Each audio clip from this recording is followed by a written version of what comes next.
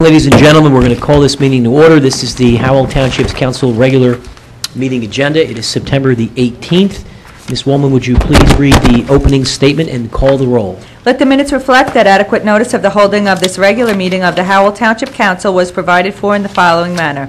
By the posting of a copy of said notice upon the bulletin board in the Township Municipal Building on January 1, 2007. By the faxing of a copy of said notice to the Asbury Park Press, Tri-Town News, and Star Ledger for publication on January 1, 2007.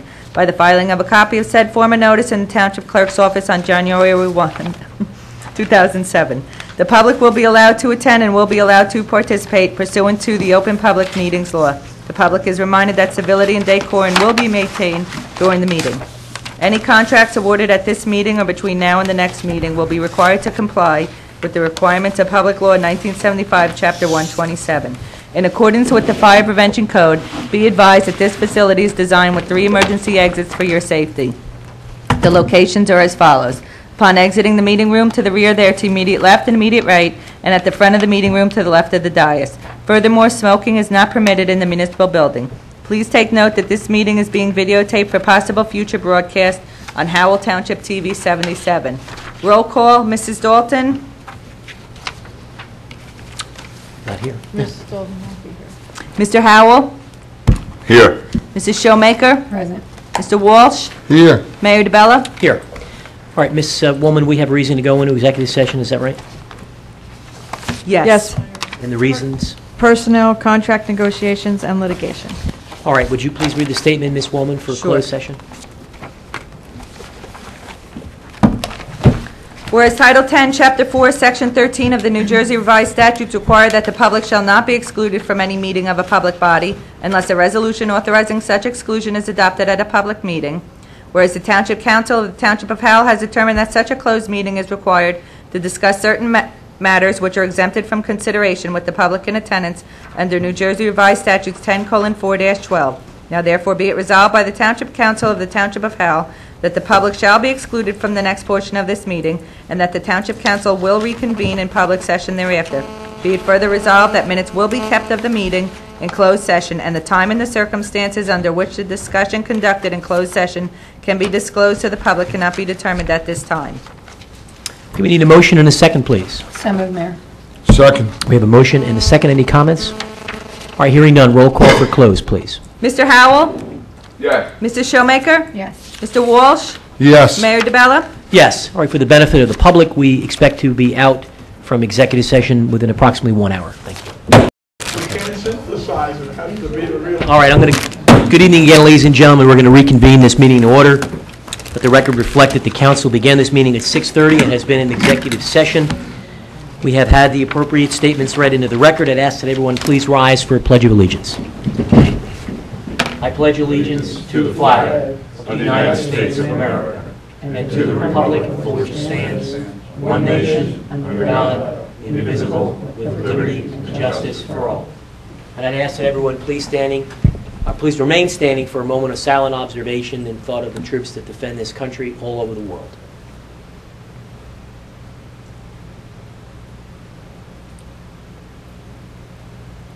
Thank you.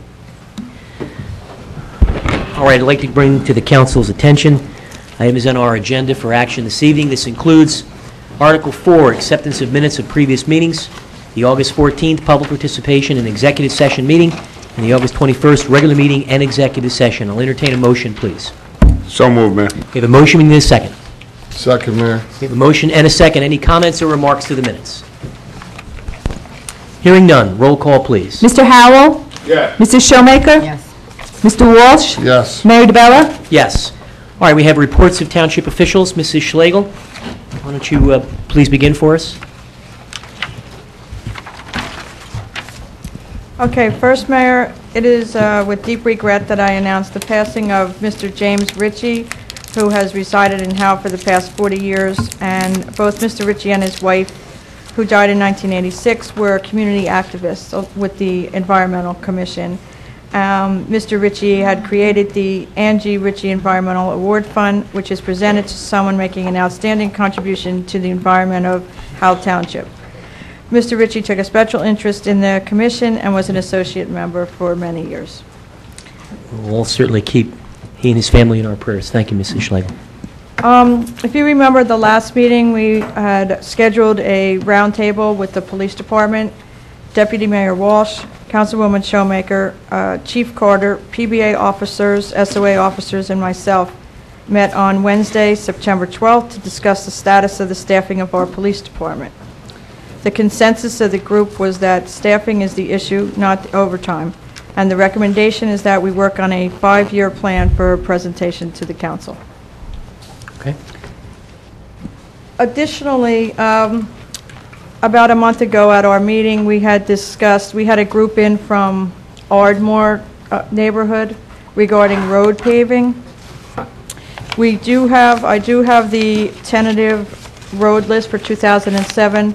Council members have that in front of them, but I'd just like to read the roads that we're going to be doing into the record, if you don't mind. Please, go right ahead. We will be doing, it's approximately 10 miles of roads, and they will include Taunton Drive, Spring Hill Drive, Westbrook Road, Fort Plains Road from Stony Brook to West Farms, Ardmore Road, Minocqua Road, Juniper Place, Orchard Court, Lemon Road, Lakewood Allenwood Road from Porter to the wall border, Laurel Crest Drive, Casino Drive, Route 9 to Lemon, Vienna Road, Porter Road, McQueen Boulevard, Glenmore Road, and Fenimore Road. That's all I have, Mayor. Just a few questions, Mrs. Schlegel, on the road list. Ardmore is the main thoroughfare in that development, is that right? Yes, that's correct. Okay. Can we, just as a courtesy, I think we have their names and addresses, those residents that came here, perhaps we indicated we would get back to them. If we could just contact them either with a letter or in writing to let them know that this is the case, and maybe, in fact, you've already done that. Yes, I did, through email correspondence with, I believe it was Ms. Pinnell, and she has requested that I send her the list. I told her that I would definitely do that. I'd like to ask a question on that, too. Why would we be choosing to redo Lemon Road right now when there's a development that was just clear cut, that 17 homes are going to go on, there's going to be construction vehicles all over that for the next year, year and a half? Why would we not put that road off until that construction is done? I'll have to defer to Mr. Nunziato. Mr. on that. Nunziato? The maintenance of Lemon Road at this point, if you actually look at the roadway, where the mailboxes are, and the road is to the point where it's in pieces. I mean, the pothole truck is out there on a daily, if not weekly basis. As far as the additional truck traffic on that road or the construction traffic, just the amount of trips on that road and the maintenance on it, the additional traffic on that is not going to make that much of a difference. Certainly we could wait another year if need be, but again, just the amount of time we're out there repairing it is a concern to us. Mr. Nunziata, if you say it's prudent to do it now, I'll bow to your judgment. It just, I don't know, with all that construction going on, that's going to be going on that road and all the heavy uses by trucks, if it could wait a year, I think in my unknowledgeable opinion, and it's unknowledgeable, I just think it makes a little bit of sense maybe to put it off a year. And I have had some complaints. Havens Bridge Road, they said some people, in fact, I got a call 2 days ago, somebody hit a pothole there, and what's that, a hubcap, Mr. Howell? A hubcap went flying, okay? And they went back and found it later on. So I can understand that the road's a little bit beat up right there, but there is a development being built there, 17 homes, I believe. What we try to consider actually is if there's any widening or any utilities, i.e. water lines or sewer lines that are going to be put into those roads. And if those are, then we absolutely certainly wait. You know, this was on our list probably 2 or 3 years at this point. And we will consider it. I mean, I suspect we'll go out to bid. I don't think we will pave in the fall. Fall will probably be in the spring, which will give us another, till April. So it'll give us maybe another 6 or 7 months. Okay, sir. I just wanted to inquire about that. I just have another question. The roads that were contemplated in the 2006 budget, have all of those roads been completed? Yes, they have. They were. So they're all, okay, great. And I actually do anticipate that we'll probably put another contract out early in 2008 and get hopefully 2 contracts out, because I anticipate that all the money that we have right now encumbered for Capitol Road will not be exhausted with this contract. And we could probably put another smaller one out early next year. And so what is the total line item that we have appropriated in the capital budget for roads for '07? Do you know? Well, it's lumped in with some other items, but it's about 1.8, 1.75, 1.8 million, somewhere in that range. And am I reading this correctly, that this is just the cost of the asphalt? This doesn't include, or maybe it does, does this contemplate labor and other expenses? There's about a 20 to 25% contingency for some of the drainage, retrofitting of inlets, striping, milling, and that type of thing. So if this is 1.1, and you said we have 1.8, We still have some money left over in other accounts, That's about what- and other years, previous years. okay, from previous years. Correct.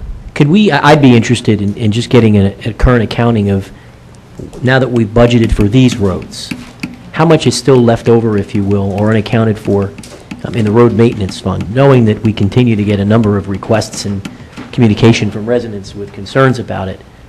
It'd be helpful to see a total accounting, knowing in some years we haven't spent it all, but we've probably spent pretty close to it. Is that okay? All right, thank you. Not a problem. Mayor, if I could. Please, go ahead, sir. Mr. Nunziato, all of these roads that are on this list, in that packet that we got a few weeks ago, you had the roads listed from 0 to 100, I guess it was the quality of the road. Yes, Are all of these roads zeros? they're in the poor category, which is like 0 to 20, yes. I'm just looking at one, Orchard Court's a cul-de-sac. And I know, and you and I had discussed when New Jersey Natural Gas was doing the job, when New Jersey Natural Gas did Oak Terrace and Western Drive, they did, I believe you called it humpbacking, that every 15 feet or so, they cut out a 5-foot wide piece of asphalt, and now all of them had sunk.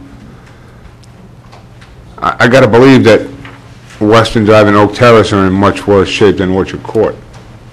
You know, is there a reason why those roads that we know are in such a bad shape and are around the block from this? Let me going on just the say list? that there were, I believe, 50 roads were identified as being poor, in poor shape. We have to choose out of that 50, okay? So these are the roads that were chosen this time around. That doesn't necessarily mean that in the spring, those additional roads won't be on the list. The problem is we have, you know, this many roads, we have this much money, and at this particular time, this is really all we can do, and there had to be some criteria for choosing them. You don't always necessarily take the worst road to fix, because many times, before a road gets totally deteriorated, you do some maintenance so that the cost of fixing that road doesn't grow exponentially. So I believe that that's what happened in this case. Is that correct, Bill? That's a fair assessment, yes. Any other, Mr. Walsh, go ahead, sir. Mr. Nunziato, I remember I was receiving a letter from, and I think it was Orchard Court. Is that where there's no sewer in the court and all the water's draining out to the people's property? I don't recall that being the case, but I made a note of it, so I'll look into it, but I don't believe that's... Because we received a letter and spoke about it in the past, which I remember that there was no sewer in the court. Why it was ever like that, I don't know. And the water was coming down into the court and coming around to people's property. I'll reach out, because I know I have a copy of that at home. I'll reach out and I'll reach out to the manager and give her the information, see where it falls on the list. I'm sure they'll be reaching back out to us again. All right, under reports, anyone else? Mrs. Schlegel, administratively, any other reports? No, that's all for me, Mayor. Councilman Howell, you want to start first, sir? Mayor, the only thing that I wanted to bring up this evening was, you all may notice that Councilwoman Dalton isn't here. It's because her father passed away this past Saturday. And I believe the funeral services are tomorrow evening. I have the information. So Deputy Mayor will have the information, but that's it for me, Mayor. Thank you, Councilman. Mrs. Shoemaker? Nothing. Mr. Howell, Deputy Mayor Walsh, you have anything? Yeah, I do have a few things. The information, if anybody would like, is The funeral home is Danks Hinsky Funeral Home on 125 White Horse Pike in Lindenwold, New Jersey. And they're having a viewing Wednesday night from 7 to 9, and the mass will be 10 to 11 on Thursday.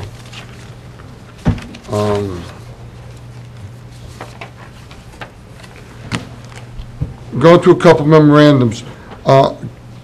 Could we get an accounting of how much has been billed by our EMS services that we have? I noticed that we renewed a contract for billing, but I haven't seen a report on that. Can we see that in the next couple of weeks?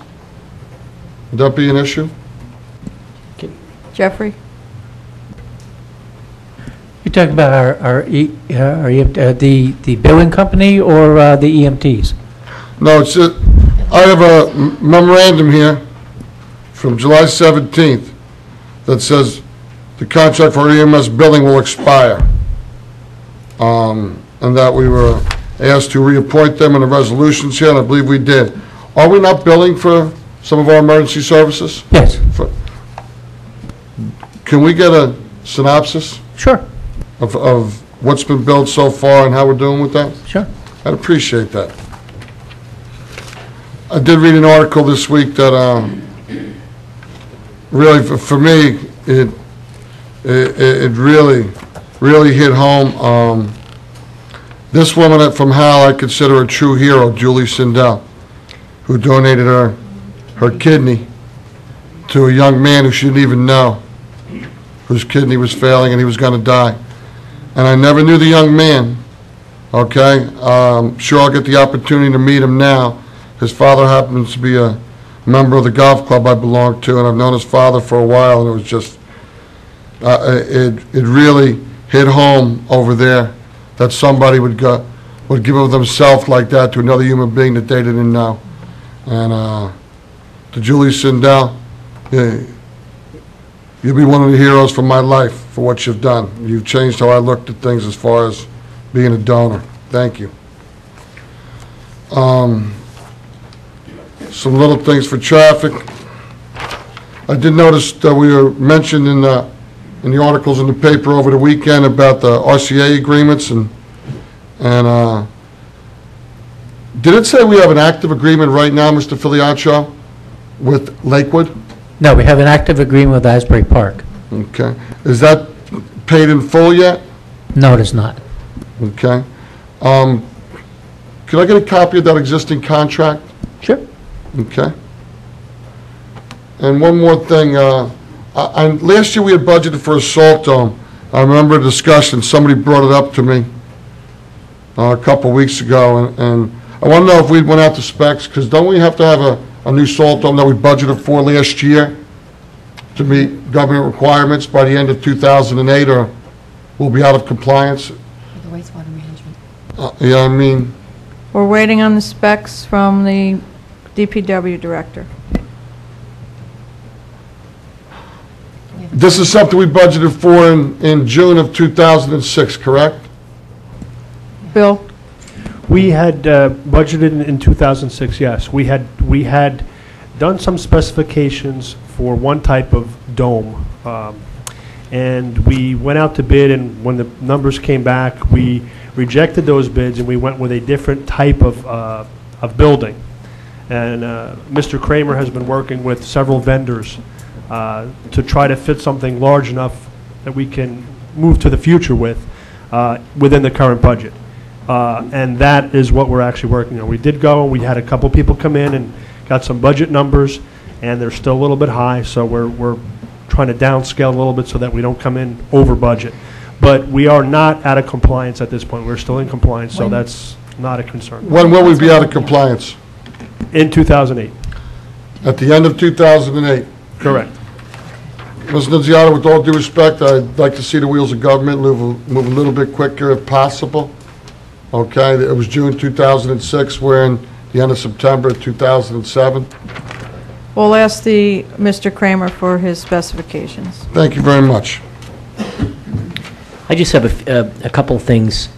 I got a copy, and the council was copied on this, or I received a letter from the Church of the Masters, and it relayed, and Mrs. Schlegel, you were on it as well.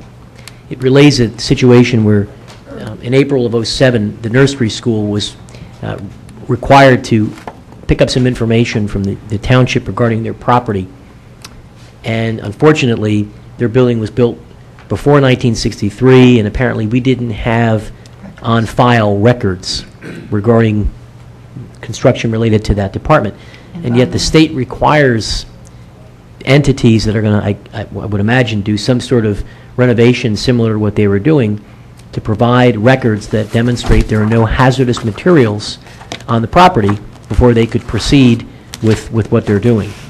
And so as a result of that, according to Reverend Shelley Potter Abramson, the church was required to put up $1,800 to pay for aerial pictures and other pieces of information. And I'm just wondering, I mean, was it that townships were not required back then to have this information, and maybe the state has since changed the law?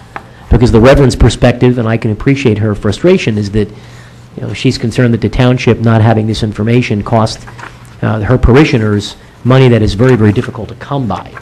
And I don't know the answer to why we didn't have the records. Were we not required to track them? And I certainly don't expect you guys to have an answer on the fly, but I would like to provide the Reverend with a thorough response to her inquiry. And perhaps the issue is that the state made a change, and that's why this is required now. I think Mr. Nunziato can speak to that. Yeah, I don't know specifically what records they were required to, but we had a large, inventory of mapping, and we do have a trailer full. So if you can give me the specifics, I'll be more than happy to look at least as to what Howell had on file Sure. for that stuff. Yeah, I'll pass this along, and so that Reverend gets an appropriate response. If Mr. Schlegel, you could respond certainly for the council, and Absolutely. with whatever our conclusions are, I would certainly appreciate it. The other is, and I'm not certain where the status of this is, perhaps I can just get an update, is that I had brought up a few meetings back regarding the Howell First Aid Squad and concerns related to monies that were charged to their escrow account and permits and what have you. And I think we were going to do a review of that, and I was Well, just wondering where that might be. Okay. The situation on that is that our ordinance waives application fees, because that's the township charges. But it does not waive inspection fees that are charged by the professionals. Yeah, the problem in that, Mrs. Schlegel, is that all of the professionals agree to waive their charges. That's not totally correct, because there was a professional that I know billed to that account. Which one was that? I believe it was the, Bill, can you correct me if I'm wrong, was it the attorney? Board attorney. Board attorney, planning board attorney. Now, also, when they put their money in escrow, if there is no billing to that money, they are returned the money. The concern that they had was that they were in fact charged monies to the escrow for things that were under the auspices of the township. And I think even Mr. Nunziato was saying that is the case. So there needs to be a reconciliation and a return of any monies that I guess they were charged incorrectly. Well, if I can just Please. explain the engineering department's position. They're typically any applicant, be it a site plan or a subdivision, and when bonds are required, we do a bond estimate. There are bonded items, there are non-bonded items, and then the inspection fees are a percentage of that total. Any applicant requires inspection fees. We did an accounting of, you want to call them nonprofit or volunteer organizations. Right now, and Mr. Schlegel has my memo, I think there are 6 or 7 right now that are, if you want to call them nonprofit or volunteer organizations that have, and they could be churches, first aid squads, fire bureaus, Monmouth County Fire Academy. We have, like I said, 6 or 7 of them right now that are active. Some of them have had charges over $10,000 worth of fees. I mean, they're large sites. Back once upon a time, years ago, we did not charge the escrow accounts for that. And the board professionals on some of the larger, let's say, for instance, Calvary Chapel Church came in with the Vogel piece, and they had a 100-acre or a 50-acre large site plan. Any of those review fees, once you set that precedent where you don't, charge some of these entities, they're all going to want that courtesy. And it actually is against what is required in the municipal land use law. So we actually did, a while back, not charge. And the professionals said, well, wait a minute, we need to be paid for our services, and rightly so. So the taxpayers were footing the bill for these applications. And then we looked into land use law and created the escrow accounts, and my department has been doing that, for quite a long time, longer than I've been there, certainly. And that's basically how this whole process has worked. Maybe let me take it to a different level. The first aid squad, are they required to pay fees charged by the township, excluding the professionals? No. They're not, okay. The simple issue here is they were. So there needs to be a reconciliation on their account, because it was probably an error, because monies were taken out of their escrow account that were related to township expenses. At least that's their concern. And so we had talked about here a couple of weeks back was that someone was going to take a look at it. We certainly have all the monies that were taken out of their escrow, and to determine, were they state monies that are outside of our control? Were they professional monies that professionals said that they would agree to waive? And if in fact they were totally charged correctly, then they were totally charged correctly. But the membership has expressed a concern that they think that there were some expenses that were deducted that were related to township application fees, what have you, and our ordinance says that they should not be. I'm sure it was just a mistake. But because this is a group that runs day to day in terms of collecting money and doing what they do, similar to the church that we just talked about, I think every dollar or cent we're counting. So a couple of weeks ago, we said someone was going to do that review, and I just get the impression that that might not be what's happened. The review is ongoing. It Okay. has not completed as of yet. But yes, you made the request, and my office Perfect. is doing accounting on that escrow account. Good. Do you have any ballpark estimate of when you think it might be completed? Is it a couple more weeks? Just so I can get back to the squad members and let them know. The only thing that slowed it down is my main bookkeeper was on vacation for a week. That's She's understandable. back, so I don't anticipate it taking very long to do. It's Another week? probably, it's probably about half done now, It's just a matter of going through all the transactions one at a time and categorizing. And I am sincerely appreciative of your office doing the work. This isn't a complaint. I just wanted to make sure that it was on the docket to be completed. Yeah, we just wanted it to be clear, though, that it's the application Yes. fees that are waived, not the professional fees. No question, I think we've talked about that. The only other thing that I would like to ask is that, maybe with the council's blessing, we would ask the manager to reach out to the planning board attorney and ask if his office would be willing to waive the fees, and that the other professionals have done so. They're under no obligation to do it, but certainly, if it's something they would be willing to consider doing, there's probably no harm in asking. Personally, I would hope they would, but I won't vote to ask them. I am a firm believer in everyday life, that I don't ask anybody to do for nothing what they do for a living. I won't do what I do for a living for nothing, and I want nobody else to do what they do for a living for nothing. There's nothing personal against anybody in any way. You raise a very fair point. I think, however, in this case, there's no harm in asking.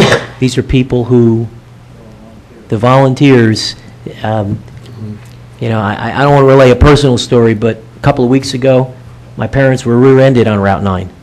And my mom is not in good condition to begin with, and those first aid squad members were there, and they got her rushed to the hospital. So I have a very personal affinity for the people on that squad, the Farmingdale squad, and the Ramtown squad, and I would do anything for that organization. I know that you're not suggesting that isn't the case. These people deserve anything we can do for them, period. So if it means we should ask the attorney, because he's a compassionate, very humanitarian firm, they've been very helpful to the town before, I'd rather ask him. If he says, no, I can't do it, that's certainly fine.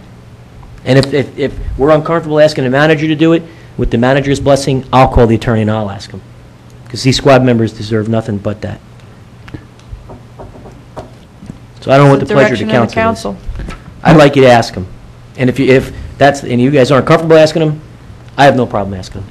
I'd like the manager to reach out to him. You okay with it, Mr. Shulman? Okay, so you'll reach out to him? I'll Great. reach out to him. The only other item that I had is that some while back, a long resident of ours, Mr. Tintilla, made a recommendation to the council about something this municipality has overlooked probably for 20 years, which was an acknowledgement of our former chief of police and the first chief of police, the very Honorable Harvey F. Morrell. And in fact, at the council's direction and based on the recommendation that Mr. Tintilla was kind enough to bring to our attention, I'm pleased to report that on September the 29th at 10 a.m., the police department building is being rededicated and renamed the Harvey F. Morrell Jr. Criminal Justice Building. September the 29th happens to be Howell Day, so this event has been advertised to various news organizations to get as much publicity as possible. I personally spoke with former Chief and Mayor Morrell yesterday and had a very pleasant conversation with him about this. Mrs. Schlegel has done a wonderful job, as always, in making the necessary arrangements in conjunction with our current chief, who's done a wonderful job in making this a special event. Very briefly, the Howell Township Police Department was created by ordinance in September of 1971. Harvey F. Morrell, then a captain with the Matawan Borough Police Department, was recruited and hired to serve as the first chief of police. Chief Morrell then began the task of staffing the new agency, hiring experienced officers from Matawan, Aberdeen, Freehold Township, Wall, and actually the state, New Jersey State Police Department, among others. Chief Morrell served as the chief of police from September 1971 through his retirement in 1989. Mr. Morrell and his children, and I believe grandchildren, are residents of the community. In addition, he served with distinction and great honor as the mayor, first directly elected mayor in the township of Howell, and continues to be a very active resident to this very day. He's one of the finest residents in this community. He's most deserving of this honor, and we will continue to make certain that we advertise that event. Chief Morrell will be there with his family and his many grandchildren, and many other law enforcement officials have expressed an interest to be there. He is truly regarded as one of the finest police officers that the state of New Jersey has, and that comes from people at the Chiefs Association that have shared those comments with me. So we're very delighted to have this event, and thank Mrs. Schlegel for putting all those arrangements together. Is there anything else under reports? All right, I'm going to open up the meeting for a special hearing, 5A. We have a public hearing related to the Monmouth County Open Space Grant Program, the Easy Street Dog Park. Mrs. Schlegel, we'll turn it over to you. Yes, Brian Haltigan, our Parks and Recreation Director, is here just to give a brief synopsis of the grant, and then we need to open it up for a public hearing on the grant. Okay. Good evening, Brian. Come on up. Welcome. Thank you. If you would just introduce yourself for the benefit of the public, and we'll turn it over to you. Good evening. My name is Brian Haltkin. I'm the Director of Parks and Recreation, and I've been asked to submit a grant proposal to Monmouth County for the Monmouth County Open Space Grant, which is a 50% matching grant. I'd actually like to read the project description as written in the grant. Howell Township is a community existing over 52,000 residents with 4,000 licensed dogs. However, nowhere in our 18 parks scattered across 60-plus square miles is there a dedicated place for our dog owners and their dogs. Thus, the Parks and Recreation Department and the Recreation Advisory Committee set out to develop a facility that would satisfy this community need. We researched dog parks constructed all over the world, and collectively we developed the following facility. The new dog park will be built on Easy Street just off the Lakewood Farmingdale Road, which is also Route 547. It will include two main components, a small dog area for 25 pounds and under, and a medium to large dog area for 25 pounds and up. Each area will contain the same components, however the quantities and sizes will be appropriately adjusted for small versus large dogs when applicable. These components include water fountains designed to service both humans and dogs, pet weigh stations, dog agility obstacles, a shade structure, benches, separate entrance and exit vestibules, landscaping, natural grass berms, a thick stone dust surface along the perimeter of the fences, and natural grass surface in the center areas. Finally, the park is equipped with an existing 60-car capacity parking lot with handicap parking and will include a concrete path connecting the parking lot to both dog areas. Okay, so at this point, why don't we first field questions from the council members with respect to this particular project? Mrs. Showmaker, we'll start with you. What do you have? How much are we going to receive in grant funding? I know 52%, but what is, The engineer's conceptual construction cost is $337,000, so the township would receive $169,000. of that? And the size of that park? The size of the park is actually part of the larger Bonham Track location, and the entire acreage of the park there is 178 acres, I The believe. designated area for this The area? designated area, I don't have a specific acreage. It was, I would roughly put it at about a half acre to an acre.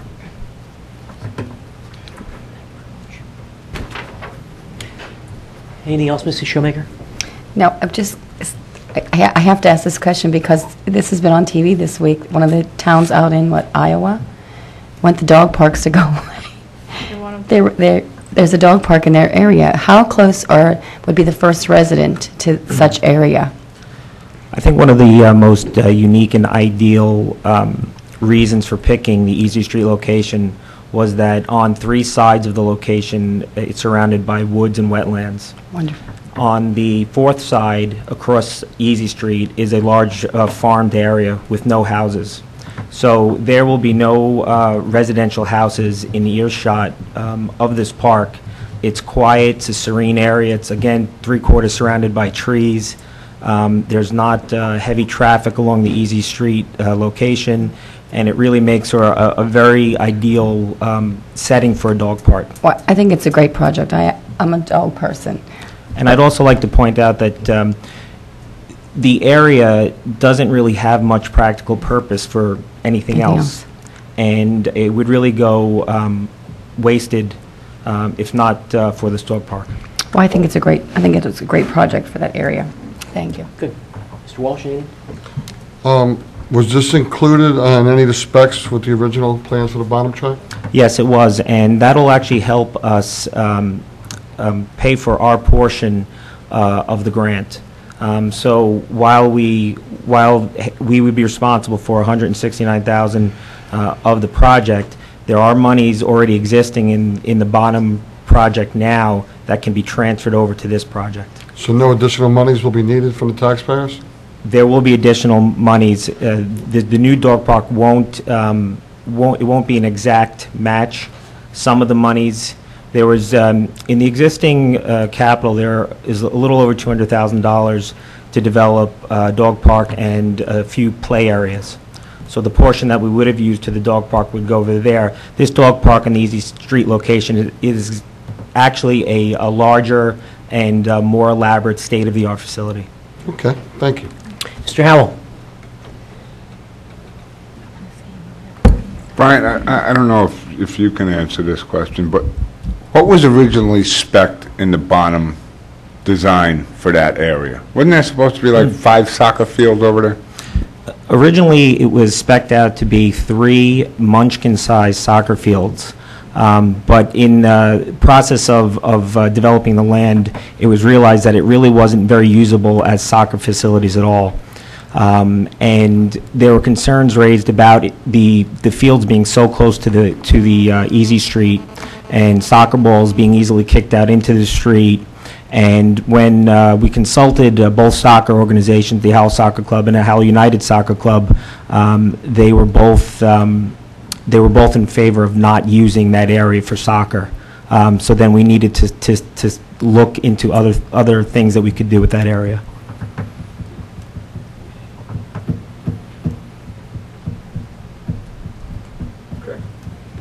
The only comment, and that's why I asked Mrs. Schlegel to come over, she deserves the credit.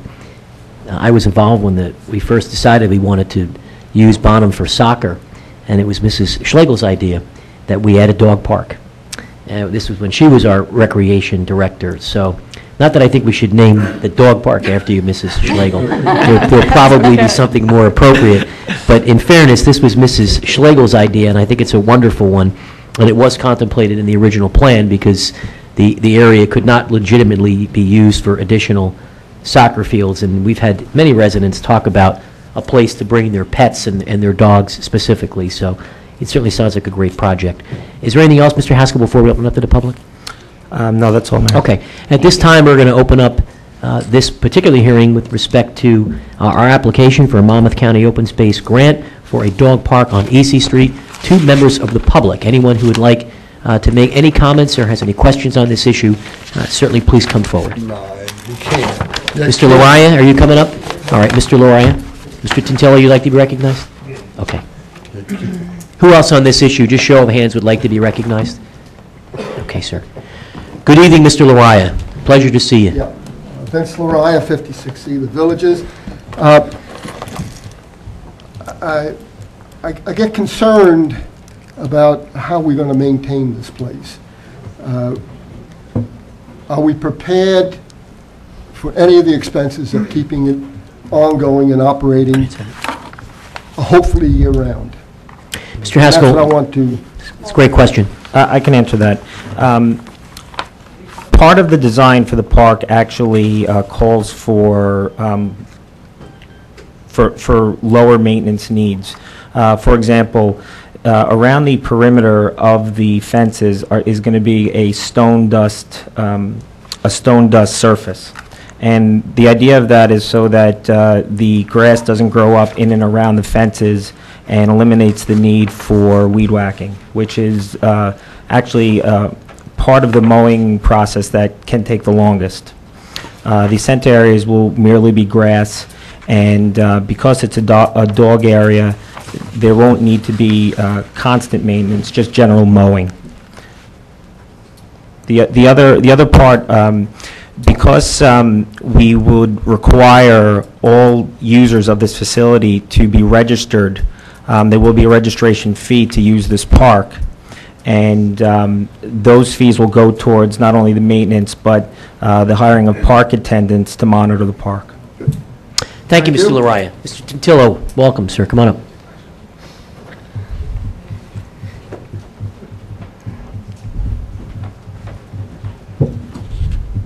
Vinny Tantillo, Casino Drive.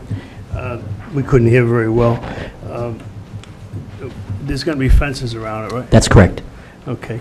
The only other concern I have is is there going to be a custodian watching it? I'm all for it, but is there going to be somebody hired for this, or we're going to use a part-timer? Somebody has to be there. I think what Mr. Haskell mentioned before, Mr. Tintillo, in case you couldn't hear him, was that the park has been designed for low maintenance. There will be registration fees that will be required for participants that are going to use it. Those fees will be used to offset some expenses. And the primary expense really is the mowing of the fields. I don't believe we anticipate having any additional security or day-to-day monitoring, if you will. Is that right, Mr. Haltigan? We already have plans to mow and maintain the grass areas in that area as part of the Bonham project, so that really is of no additional cost, at least planned. And additionally, again, the fees that we collect through the registrations will help either hire or supplement. We already have, and we already employ 3 park attendants through the Recreation Department that do some minor maintenance and monitoring of our parks during the off hours. We feel that the only times that it will really be necessary to have someone there is during the peak hours. And we feel that with the registration fees that we collect, that this can be done at a very minimal cost to the township. Do you know how much stone dust is going to be needed? I do not. We have, according to the engineer's specifications,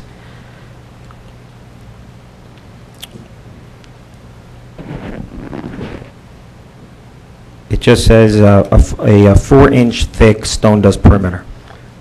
Okay, I think I can save the town some money. I can get that stone dust for the town, and I don't think it'll cost us anything. We accept. That'd be nice. That would be great. We actually also have some offers. Yeah? If you can get us If you some... get in touch with the manager, please work out those If details. you can get us some scoop your own poop signs, get them too, Mr. Tantillo, okay? Your dogs can't come in. bullies. Okay. Mr. Magid, you'd like to be recognized on this hearing? Come on up, sir. I can't believe Mr. Maggot's coming up. I just can't believe it.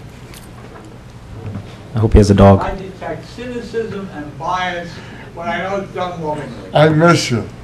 I miss you, Mr. Well, Maggot. later you'll find out why I wasn't here for 6 months. It had nothing to do with me. It had to do with Town Hall, but that's okay. We'll get to that. I can't wait. I'm not knocking it. I'm not knocking it. I'll tell you right now, there was no reason for me to be here for 6 months, but there's a great reason for me to be here after 6 months. Thank But we'll you. get to Well, that. how can we help you on this Very good. application Well, no, I don't hearing? need help. 8 Maggot, 89 Marriage Cove. I'm just curious about something. Just educate me. I have neighbors. They have dogs. I don't. I happen to be a fantastic cat lover, but dogs Mr. are Magid, just so we can get on the record, if you would, that much better. Thank you. Okay. Now, in my area, there are little dogs, maybe the size of a Chihuahua. Woman walks around a very placid Rottweiler, all sizes. The master, mistress, always is in charge of the dog. That's great. The dog's on a leash. That's even greater. They don't run around, like little happy poodles in Hollywood or anything. I'm just trying to see something here, and this is why I need an education. On an area somewhere between a half acre and an acre.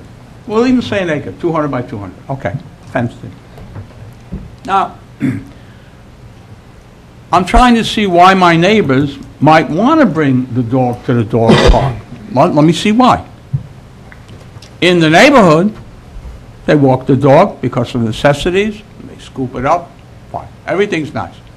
And by the way, neighbors are very friendly to each other. They know each other, things like that. Anybody passes anybody, even in a car, will greet them. Now you have an area where strangers come with their dogs. Now, from what I can see, the dogs certainly can't be without a leash because, remember, you could have a Rottweiler and a Chihuahua and everything in between. So they're on a leash. So I'm just trying to see the advantage, as I think in terms of my neighbors, of what will be the benefits of their getting in a car, driving, in my case, where it is, probably about 4 miles or so, possibly. Unless it's meant for the very immediate people of Easy Street, is it? Who know each other, familiar with the dog, so to speak. I don't see that this, compendium of dogs. I think we understand your inquiry. What's Haltigan. contemplated that's beneficial, since they'll have to be on a leash. And there's one other thing. Hold on one second. Let's just have Mr. Haltigan. Will the dogs need to be on a leash at all times when they're at the park? No, actually, the purpose of the dog park is to allow the dogs to Run run free. free, but I can address... Wow, I'm shocked. I can address your concern. There'll actually be 2 separate areas, one for small dogs, or 25 pounds and under, and then one area for larger dogs, 25 That pounds doesn't and up. address my concern at all, because I've seen snappy little dogs, at least when I come to the door, that probably weigh no more than my cat, 8 or 10 pounds, Is it something you said to the dog, though, Mr. Magid? No. I can talk dog talk. They won't listen to me, just like you sometimes. All That's right. called a smart dog. There will be very strict rules in place it that doesn't- address the Well, even with conduct rules. of the dogs. Even with rules, yeah, but, a dog's a dog, okay? If the dog is running loose, another thing enters my head. This is township property. And if one should take a nip, maybe of a person, now you have insurance problems that could telescope incredibly. Let me try and allay your Curious. concerns.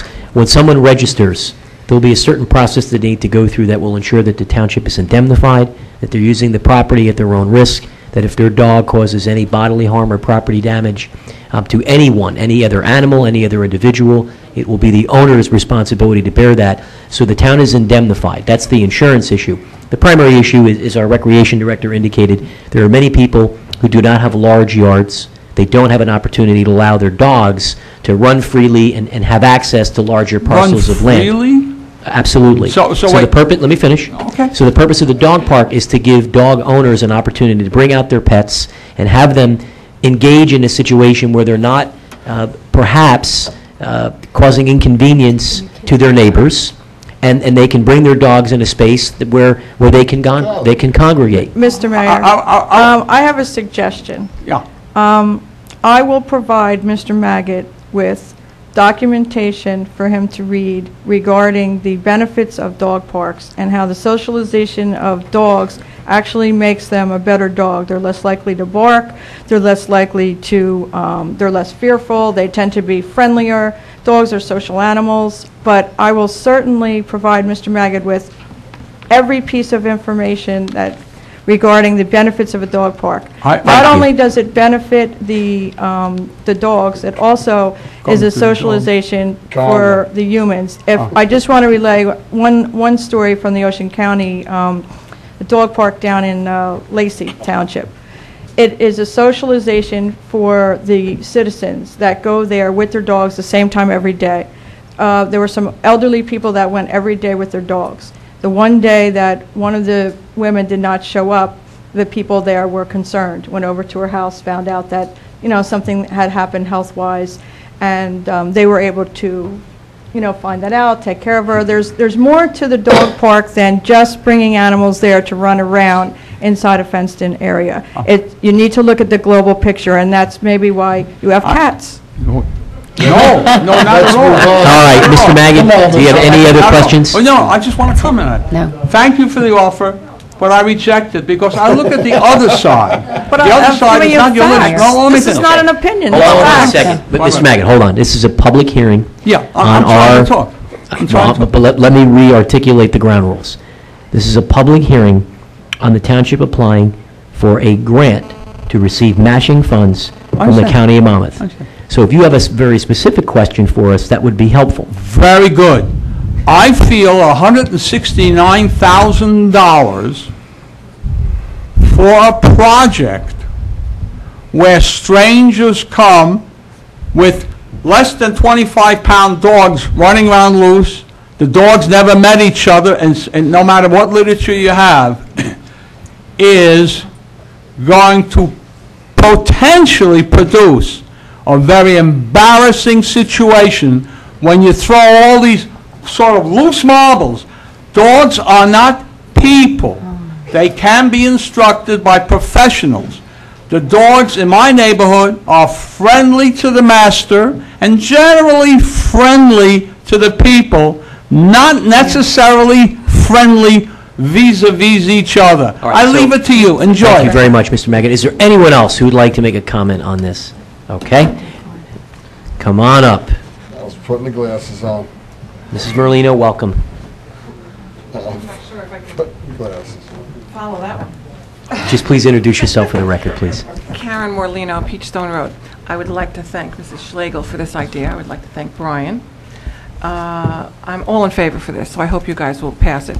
I don't think there's going to be much money that's going to be needed from the taxpayers, as Brian stated, that there was money earmarked for this in the project of the bottom tract anyway. So I doubt whether, there may not be any money that maybe have to be added. So I just hope you'll pass this and go along with this. Thanks. Thank you for your comments, Mrs. Merlino. Yes, ma'am. Mayor, as you know, Ms. Morlino is part of our Recreation Advisory Committee. Absolutely. And I actually have written consent from the Recreation Advisory Committee to put in this grant. Thank you. Terrific. Janet Coakley, 3039 Lakewood Ellenwood Road. Good evening, Mrs. Coakley. I guess I wasn't planning on speaking, but when I heard the comments, I was forced to. One of the unique things about dog parks is they're self-policing. The people that frequent them understand the dogs have to behave themselves, do not tolerate people who don't clean up after their dogs. They don't tolerate misbehavior of the dogs. So the dogs that do not behave literally get thrown out by the people who are there.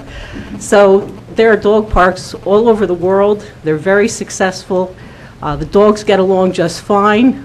People who have dogs that will not get along will not take them there. I have 2 little dogs. One I would take, one I would not. I know he would be very happy and she would be very upset. So, it's a very positive thing. It's a little more money than I thought, Helene, but at least the county is, the we should be getting a grant for half of it, so. I just want to Okay, mention thank that Mr. Haltick and I met to go over the plans on this, and he has made provisions, depending on the money that's received, any grant money that's received, to lower that figure down. Great. So Terrific. please be assured that And he's just prepared adding one to more do thing. that. I have a fenced yard, I don't need it for myself, so I'm not speaking for myself. There's a lot of people who don't have that opportunity for their pets. Sure. Thank you. All right, terrific. Anyone else who'd like to be heard on this particular hearing? All right, seeing no one, we're going to close the public portion. We appreciate the public's comments on this required public hearing. I'd ask a member of the council to introduce a motion.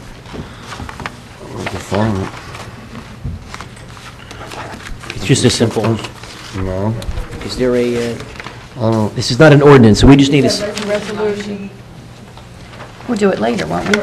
it's 9B14. All right, so we can act on 9B14 later this evening. Okay, Yes. that's fine. Yeah, it's 9B14, which is actually an add-on item that we've already added on. Okay. All right, moving along, next we have hearing of Thank you, Brian. citizens. Thank you. Thank you very much, Mr. Haltigan, great work. Thank you. Thank you. The time is approximately 8:35. We've got various individuals who've asked to be recognized.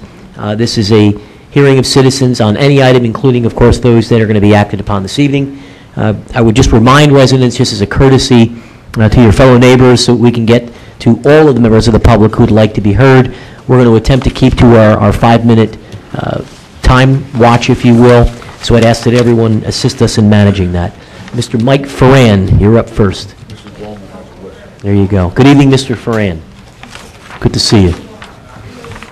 Good evening. 151 Pine Needle Street. There's actually two things. First aid squads in the state of New Jersey are all done by donations, not like the fire companies that have a budget. Number two, July 18th, we had a major problem at our house. We almost lost 3 houses due to flooding. Never had it until that development started going up. This, gentlemen, women, is not the first time. I have pictures of all the times. We had a nice block party. It rained. We got flooded again. We had 300 to 400 people there. You know what? That's embarrassing to the town. I called Wall Township. To this day, they did not get back to me.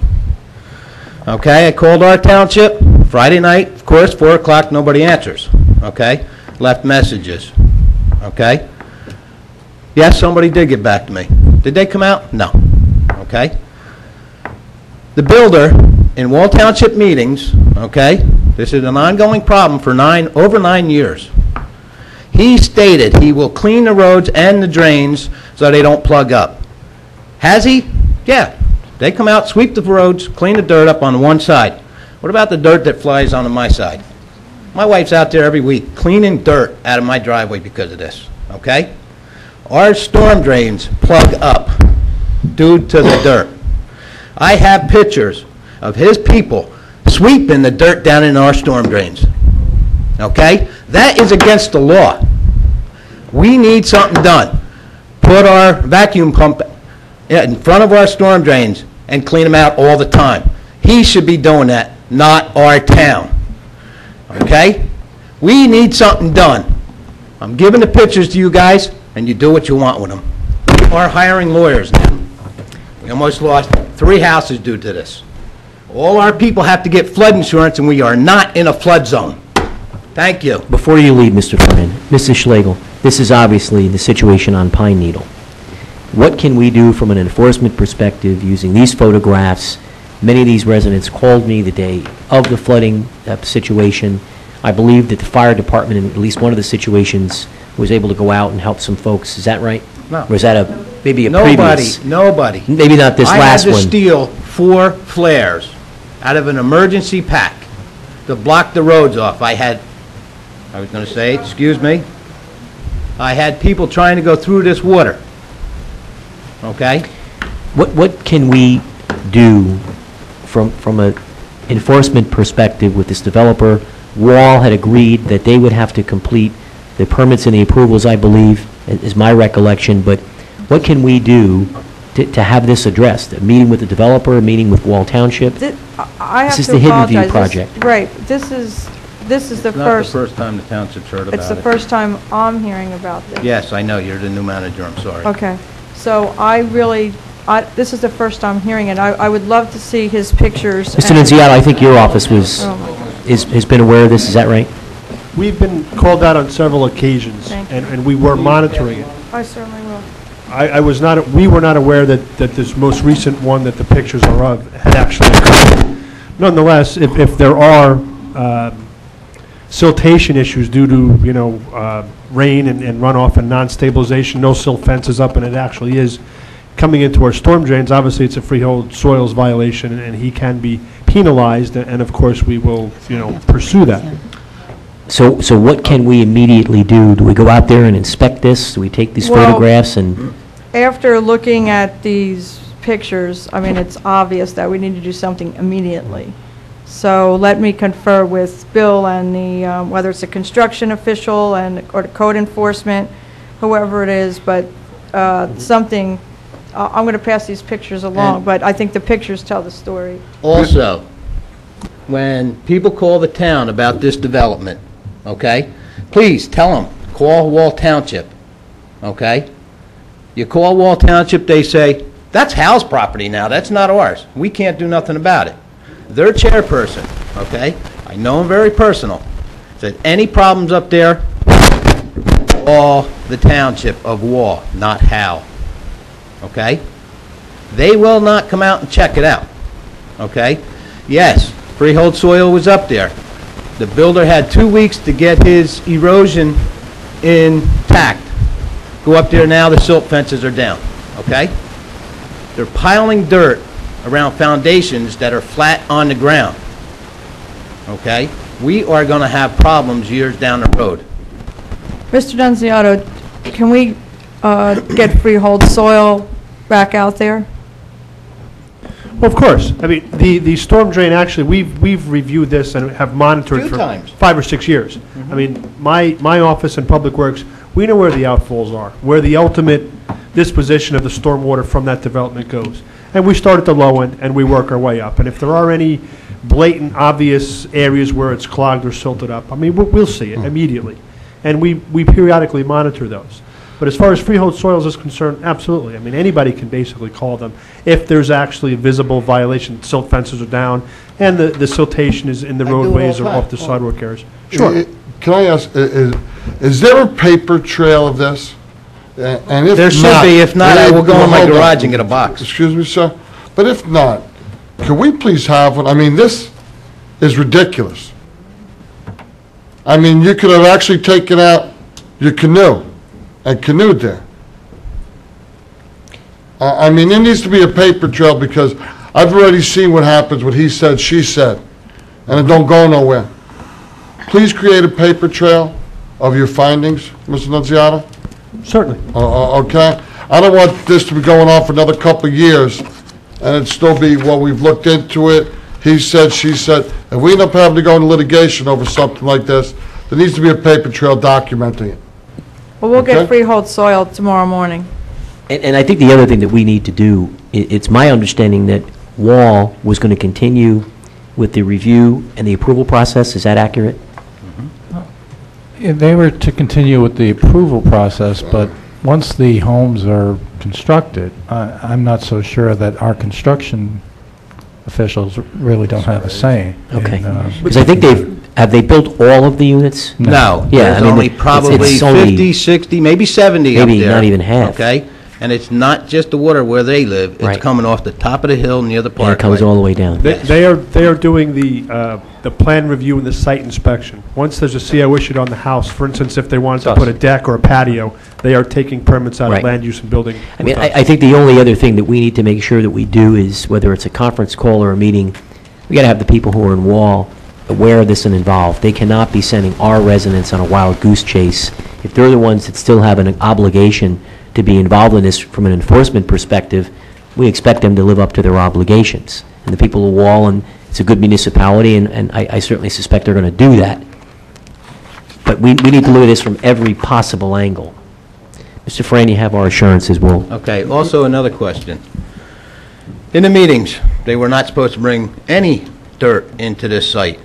They were supposed to pile it from one end down to the other end.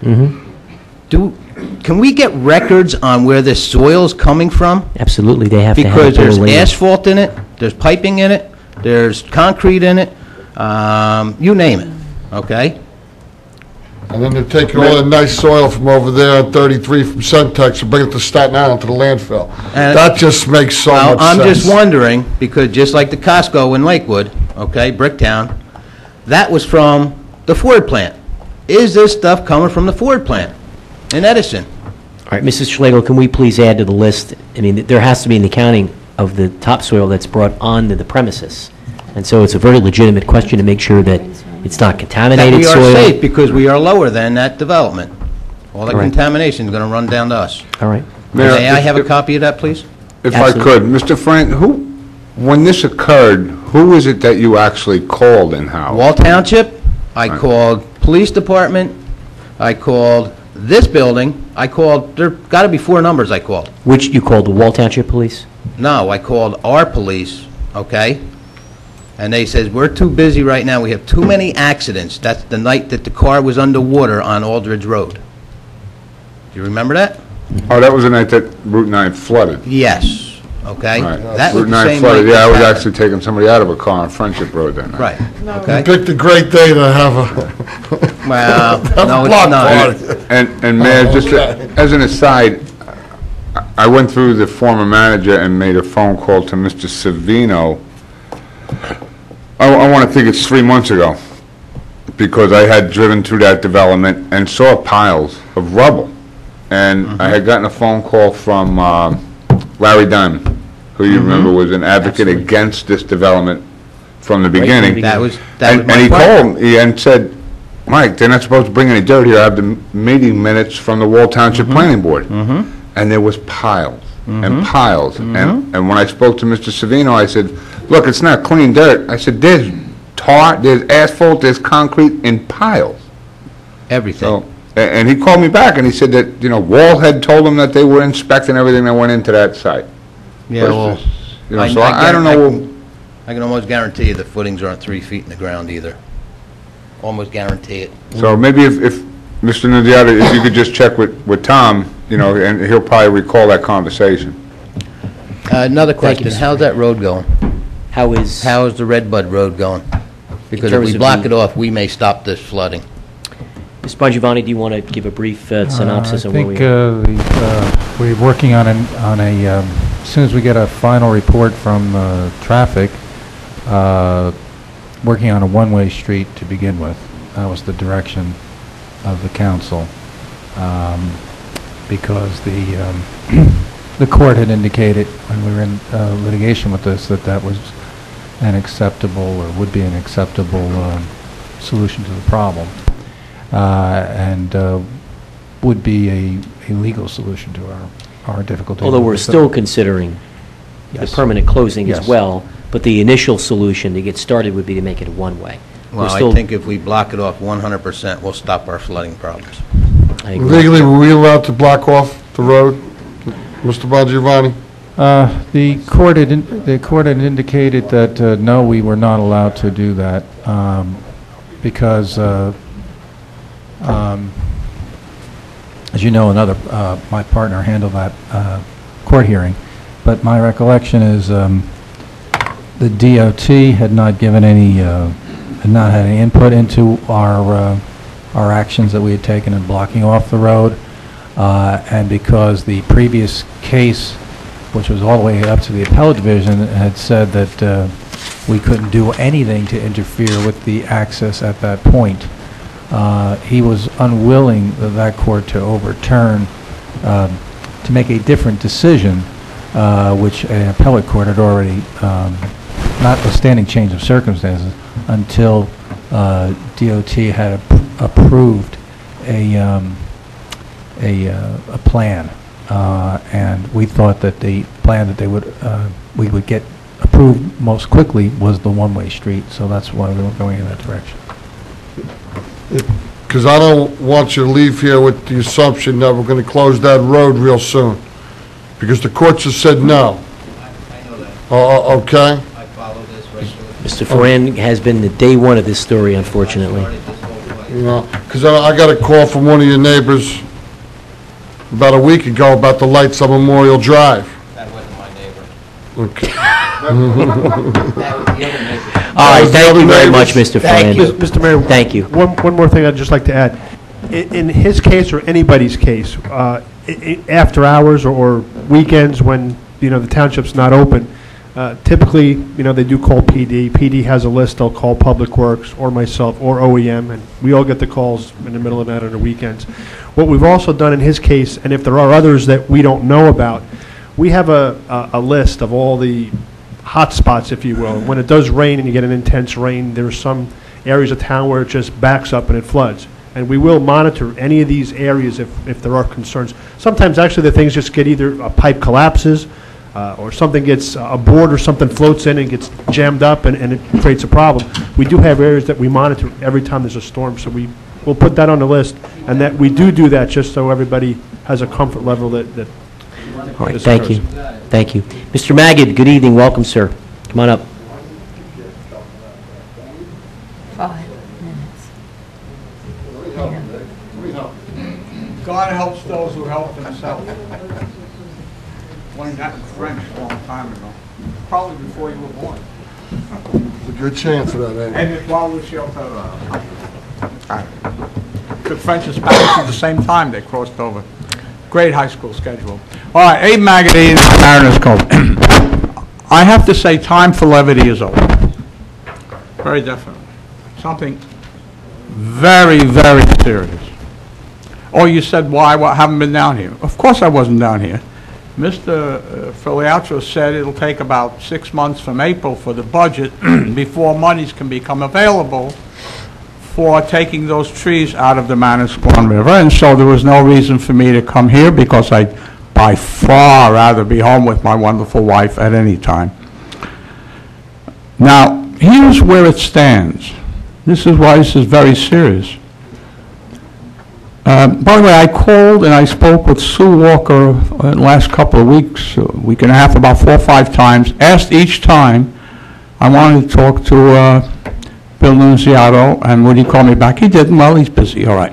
So yesterday morning I came down and I spoke with Mr. Nunziato, and also was good that, what's his name, Jeff, Public Works. Mr. Kramer. Kramer, right. Fine fellow. Really, very friendly.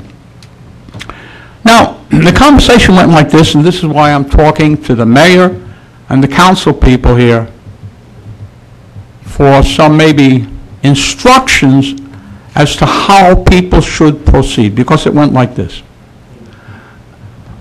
I said, oh, okay, the money is going to come due, they told me, in about 2 weeks, maybe 3, beginning of October. I said, fine.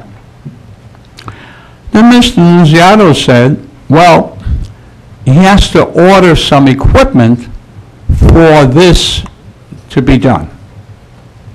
He also advised me that in October, and I was advised that the leaf picking up, which starts in October, will run all the way through even January. A lot of work by Public Works. I said to Mr. Nunziato, just a minute. We know we're going to be getting the money. If you wait until we get the money, and he said something about sending a facsimile to them, I said, for goodness sakes, call them on the phone now. The money will be coming. We're not ordering it yet.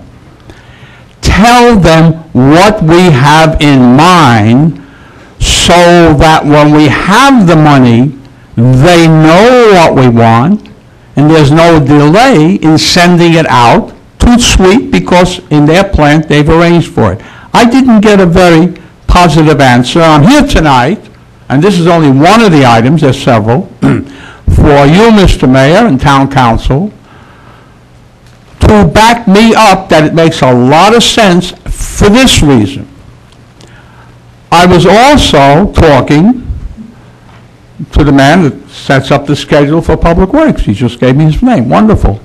He says, well, he has to set this up for the whole Howell Township. A lot to do. I said, well, it probably only takes a day or two, I guess, or whatever, to take those logs out of there. And I said to him, please, as you're now working up your schedule, and if we know when we're going to get that equipment, because Mr. Nunziato has made a call to the appropriate company and said, this is what we have in mind, then we know when it's going to come in, things can interlace, and you can set a few days aside in your Public Works. Now, why am I so concerned?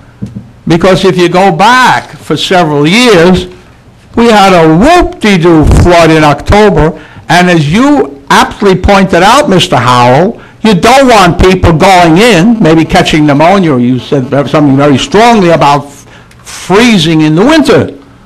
So we're talking about the following two things. I'm asking the mayor and the council to, or through the manager. Oh, by the way, a wonderful lady, but she was busy. I popped over, tried to see her, but didn't have the time, and, you know, busy. I understand. Because had I explained that to you, I even said it. I'd be saving the language here. That's what I tried to do. But, okay. Save us next time. Mrs. Schlegel, Here we go. next time, make time for Mr. No. Her secretary, Mrs. Hadkis, went scrupulously through it and said, it's impossible. I said, here's my phone number, I'm home, call me. Didn't get a call. I understand. Big town, a lot of things. Okay. Here's what I'm saying to you now. It's not funny. Well, I'd love to laugh all the time. I write comedy. I see comedy here, maybe with the dogs. I have no idea. All right. Here we go. I want you, Mr. Mayor. By the way, I always say I like you to all my children and 14 grandchildren. But when you made a point about your family, this is different than I'd like. This is a necessity. Because, no, it's okay. It's all right. No offense. By the way, just an aside.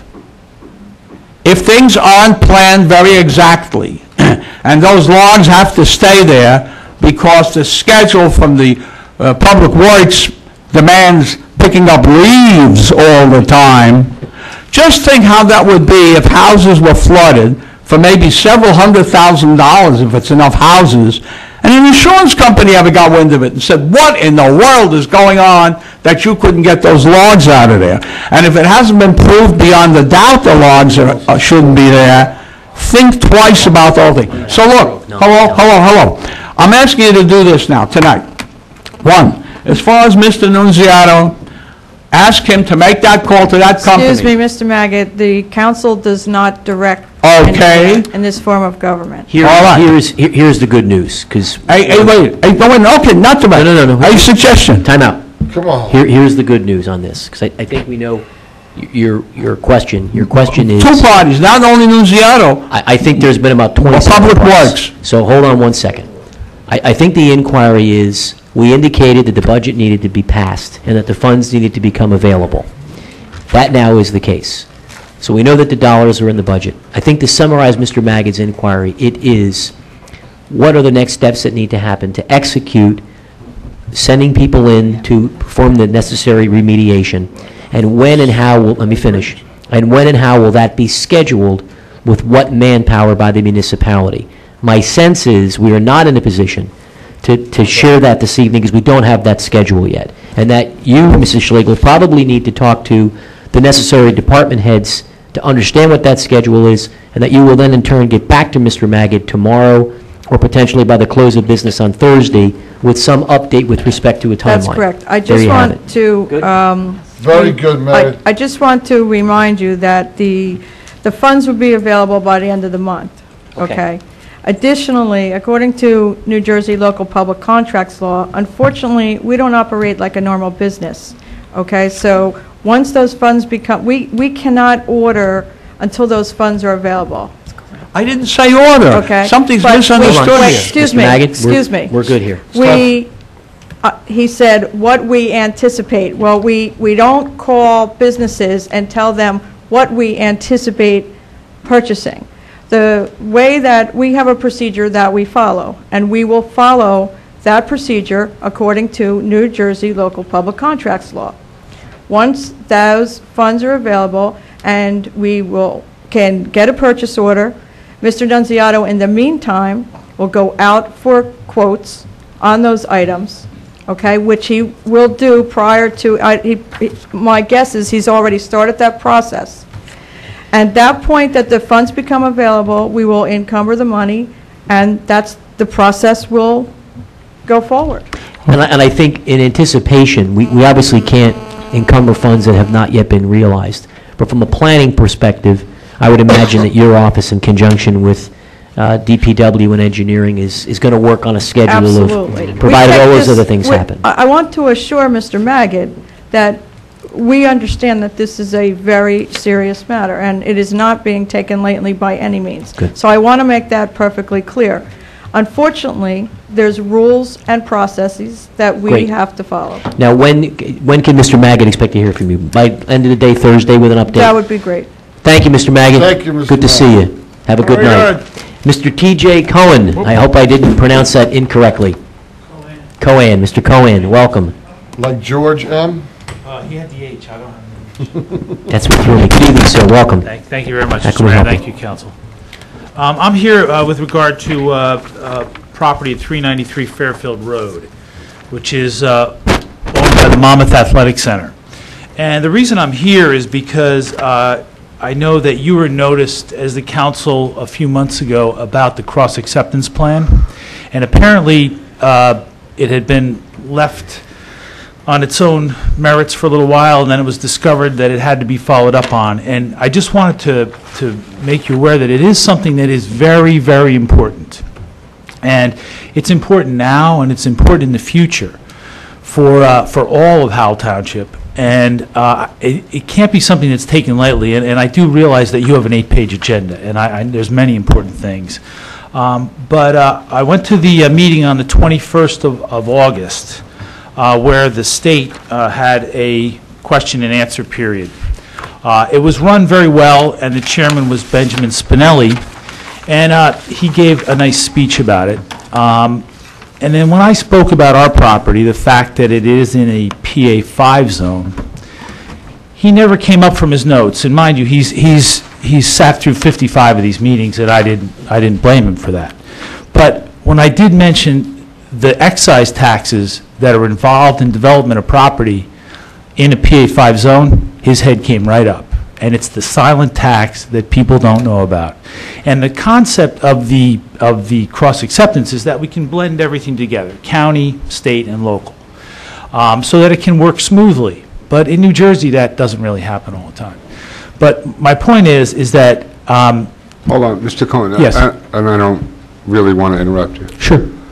You the owner of the property? I'm a principal in Monmouth Athletic Center. Mayor, they have an open application in front of the zoning board right now, and Which sewers is are a major issue in that. This has no bearing on that. That's a quasi-judicial body, and there's no influence from this part. Yeah, I'm It not, can come from the zoning board to the council, so I'm really not I'm comfortable. here on cross-acceptance. I'm not here on any other issue. I think the only thing from the chair's perspective, we certainly will listen to your comments respectfully, and in the event, which I don't think you're prepared to do, if you were to ask us to comment on the application, which I don't No, think you not at all. would do, That is not, I came Your here comments strictly are on on the the cross-acceptance cross-acceptance. Yeah, I'm plan, not which- here on the application anyway. Absolutely. Go ahead. But I think that the council needs to know that the properties on Fairfield Road are zoned special economic development, which isn't really a PA5 designation. It should be a PA2 designation. So what happens is I got a notice from my engineer that in order for us to run gas service to the property, because it's a PA5, we have to pay 100% of the utilities construction costs, and on top of that, a 69.06 excise tax. So if it's this council's, intent that the properties be zoned SED and developed as SED, it's going to be very difficult for people to do things in a special economic development zone when you have these taxes, which are onerous. If it was a PA2, which is a suburban zone, and mind you, it's a 45-mile-an-hour speed limit street with a double yellow line. It's clearly not a rural, it is a connector road between a county road and a state highway. It is by no means a rural setting. And if it was a suburban zone, the utility companies would then take your 10 years average usage, place it against the construction cost. If the construction cost was more, you'd pay the difference. So, I don't know if other taxpayers realize this or if the council realizes it, but it's not only for myself, but other properties on Fairfield Road and also other properties in the SED zone in the township of Howell that are going to run across this if they are in a PA4 or PA5. So the cross acceptance is a very, very important thing, and I appreciate your time. I know you have a very busy schedule, but that was really my only point. We appreciate your comments, and it is an important matter for our understanding. Great. Thank you very much. Thank you. Thank you. Thank you. Mr. Tom Marker. Mr. Marker? Good evening, Mr. Marker. Good evening. If you just please give us your name and address for the record. I'm Tom Marker. I live at 52 Mark Drive here in Howell. I am the only Howell-based ice cream vendor. I know you've seen the recent Howell Times where some gentleman complained about the ice cream truck menace.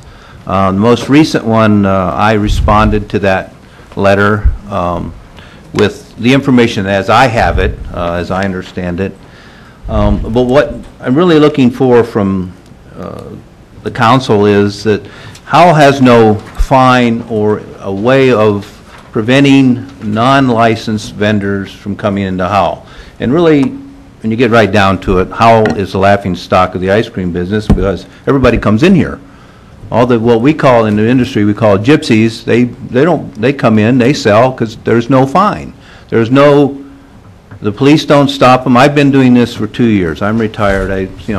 I've always wanted to do this, so I did it. And I find it very enjoyable. I have a very nice truck. You're welcome to go outside and have an ice cream if you like. It's sitting out there. But really what I'm asking is, I'd like to... We're not allowed to. We're not allowed to. We have to. I know. I know that. What I'm really asking is for the council to consider a fine for non-licensed vendors, and then secondly, I don't know what the relationship is with the police department, but I've been doing this 2 years, and the police have never even asked me for my license or permit. Never. It just doesn't happen. Why not? I mean, if I'm stopped on the side of the road and I'm selling to some children, it would be very easy for an officer to come up and ask me, and I've mine posted in the window. Also, I've called when I've seen unlicensed vendors. I know who they are. I know who has a permit, I should say, because I work very close with Judy in the clerk's office. And I call the police department, and what the first comment is, how do you know? What do you mean, how do I know? I know who has a license, who doesn't. He doesn't have a license, or she doesn't have a license. Oh, well, and that's all I get. I don't know if the police ever show up, because I'm not going to stay there and follow them around. That's not what I do. So I guess what I'm asking is for the town council to look at some kind of a permitting, either a sticker that's on the truck. One, you've got two things. You've got I have to have a criminal background check, which, takes 4 to 6 to 8 weeks to get. These other guys, they don't bother because it takes that long. Weezer Italian Ice, he hires college kids. They run all summer. They don't have permits. They don't care. Nobody does anything about it. But now they're selling ice cream out of his Italian Ice truck. I care. So your concern is we have a process where someone needs to get a license, but there are not enforcement requirements that can require penalties and Exactly. enforcement authority. Exactly. Yes, Mr. Marker, is that your last Yes. name? He is correct, and I did receive his letter. I have forwarded a copy to the ordinance review just to take a look at that, as well as to the clerk for their recommendation regarding setting fines. He is correct. There is no penalty for not having a license. We require a license, but there's no penalty. Right. And the other thing is, the police department, I've talked to officers. They have no clue. They have no clue what is required. They don't know what they're looking for. I've talked to other unlicensed vendors that said, oh yeah, I was at 4th of July up at right here on the top of the hill. And I showed him this piece of paper. I said, that's not a permit. Okay. So your office is looking into Yes, this, we are. Mrs. Schlegel? And I will certainly keep you up to date on those matters. And I will That's all. also forward it to the police department once we determine what we're going to be doing. And for the safety of our children and how, I mean, can we have it so that they have to have a license in the window that can be seen? Absolutely. That's what it, I thought that they're required to have it and they're required to Supposed to post be I it. thought it was supposed to be posted in It is. plain view. Yeah. It is. It says it needs to be posted in the vehicle. But The if they problem is don't there's have no one, they can't enforcement post it. requirement, So you can't, that's the trouble. Mayor, It should be required that they have to post it, and if they don't, there's a fine. Mayor, a few months Run ago, out I of town. sat here and asked the former manager if we required that the license number be posted on the outside of the vehicle, so that people didn't have to walk up to the window to look inside, where then somebody could grab a kid and pull them through the window. And I was told no. Now, You certainly, as a body, have the power to do that. If that's something that you would like to do, we can certainly create an ordinance that'll but make well, that I happen. think the problem is that one guy that owns, 2 trucks and hires 20 kids to run them, he may have the license number of one person on the That's truck. right. And not have the person's license. So you now, can we get with Recreation, Mayor, and find out if any of these unlicensed vendors have applied to work at Howell Day? Because I'm sure some of them were at the 4th of July, selling ice cream right in that parking lot. Well, first off, for 4th of July, the Recreation Department doesn't allow the ice cream vendors there. No. They do that on their own, but they do not allow them in. So, in all fairness, they're just up here, up on the hill, or outside of the park, but they were not allowed in the park. Right. So, that's a different matter. In defense of a large, let's talk about Mikey's Ice Cream out of Marlboro and another AJ's. They're a large operation. They have 20 trucks. They can't keep the same guy on every truck every day. They just can't do it. It's impossible. If I had 4 or 5 trucks, which I may have someday, I've got to have the same problem. How am I going to keep how am I going to keep a permitted, a legal person in that truck at all times when it takes 4 to 6 weeks for a criminal background check?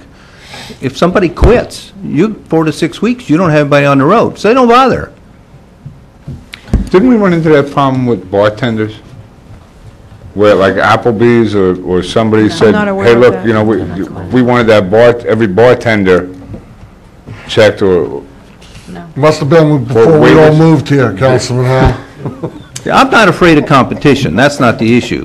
The issue You want it to be is, safe and appropriately regulated. if you're going to have an ordinance, enforce the ordinance and have it fair to all. I think, Mrs. Schlegel, the direction of the council is, your office in conjunction with the other appropriate departments really should come back to us with, what can we do to amend our ordinance to require that things be posted appropriately in areas that can be visibly seen, not having to be right on top of the vehicle, and what would the appropriate enforcement regulations be with respect to fines and penalties, and how can we regulate the business that has multiple people in and out of vehicles while being reasonably minded toward the business? Correct. Does that capture it all? Yes. Yeah. The owner has to be responsible for who's in that vehicle. Now, I just have one other question.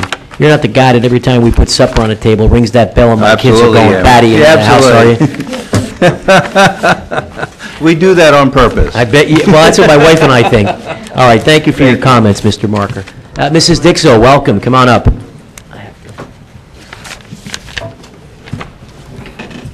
got everything on that? Who's after Mrs. Dixon?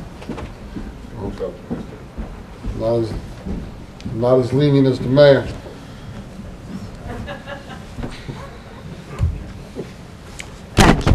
Barbara Dixell, Howell Township. Hello, Barbara. Hi. I'm going to do whatever I have to say, plus the consent agenda at the same time. All right. 9B19, soil removal from Colts Neck Crossing, conjunction with Township Code, Section 269-4D. Why are we taking 230,000 cubic yards of soil out of Howell Township as topsoil and delivering it to New York City Department of Sanitation for the Fresh Kills landfill. Don't we have better use for that stuff here? It is not topsoil. What is it? Soil. I have a letter here saying that we do not intend to remove the top 6 inches from the site. Rather, we propose to redistribute this topsoil back over the site after grading of the site is complete. The only soil that is going to be removed from the site is the surplus subgrade soil, which is not suitable for construction since it has a high organic content. The soil has been extensively tested and it has been determined that it is perfectly suited for landfill cap material, and the proper capping of the landfill is a vital environmental issue. Okay, and we don't need any of Down that, out there, please. excuse me, we don't need any of that in New Jersey or in Howell or in anything? We have to send it to New York? Bill? We're talking about the What soil removal. was specifically the Do question? we need any of the soil in New Jersey? No, we've actually been taking it for over a year. There's no contamination on that at all? No, No, it's been tested. Okay, okay, fine. 9B15, it's an add-on, acquisition of certain capital equipment. Can somebody run through what it is? We did that the last meeting. That was the last, that's the Yes. one? Right. Okay, That's that MCI, I guess. We Okay. ran the whole thing. okay, thank you. 9B17, the extension of the contract for snow removal in Howell Township for the period of October 1st, 2007 through September 30th, 2008. Can I ask you, why, and why is this being given to somebody in Jackson when I'm sure we have people in Howell Township that may want to bid this contract also? Deputy Mayor, there were 2 bidders on the project. One was Bill Jim Construction from Jackson. The other was Sun Landscaping from Freehold. Bill Jim was the lowest. So no one from Howell bid on this contract. That was this year? Yes. This is a 1-year extension of the previous contract. So we don't have to rebid it every year, we can just extend it without, We are allowed a 1-year extension. next.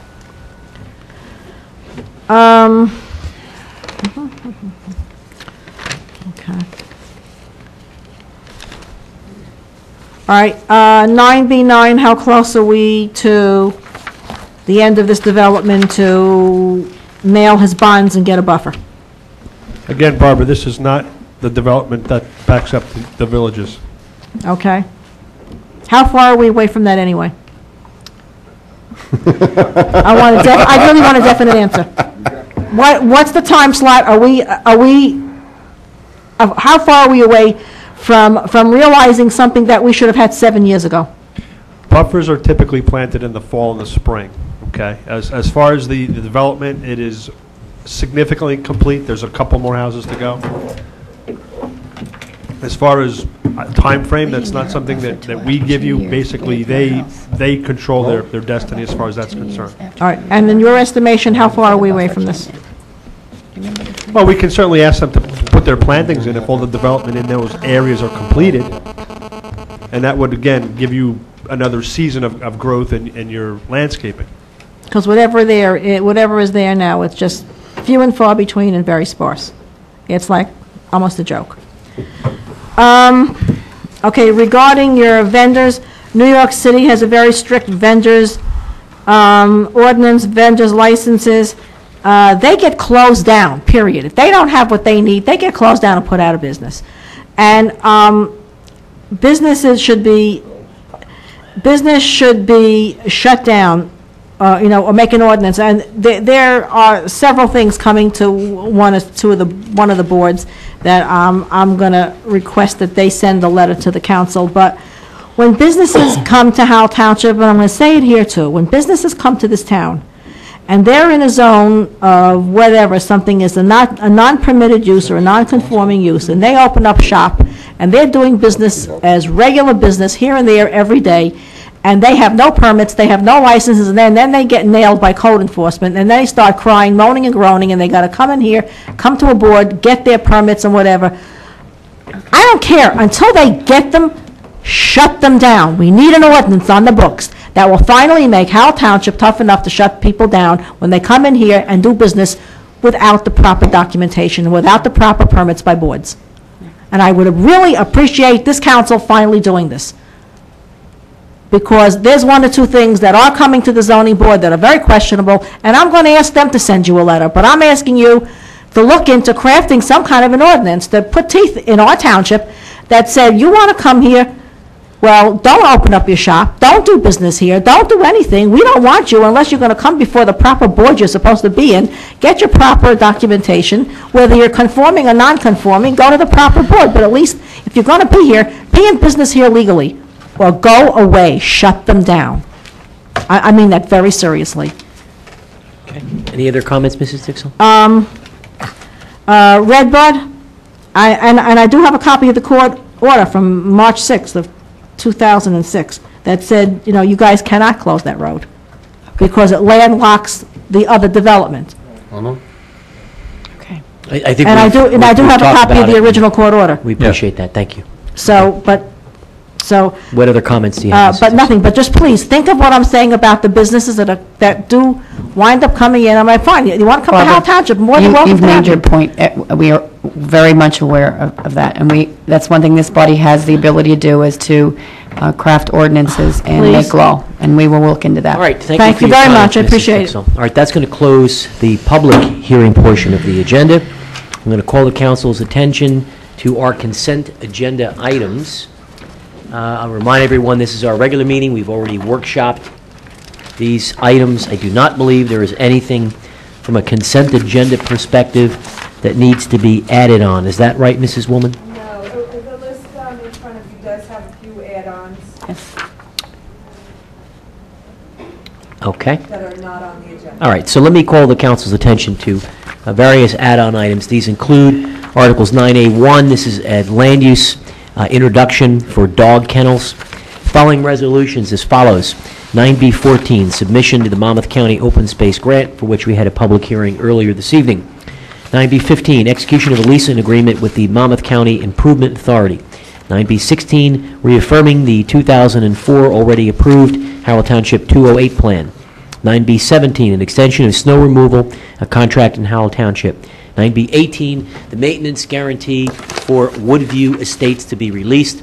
9B19, an additional 230,000 cubic yards of soil removal requested by Colts Neck Crossing to Fresh Kills landfill.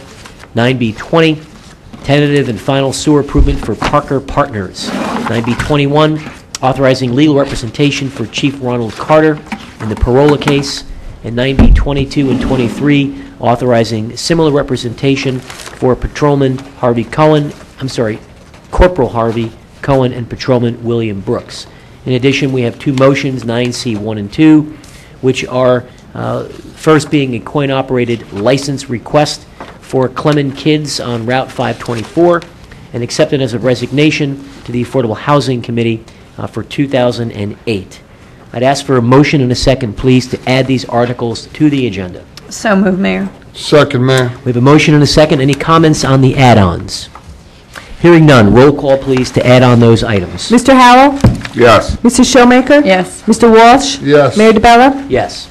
I'd like to ask the council for a separate vote, please, with respect to Article 9B14. This is submission to Monmouth County's Open Space Grant Program for the Easy Street Dog Park. If a member of the council would please make a motion. So moved, Mayor. Motion, we need a second. Second, Mayor.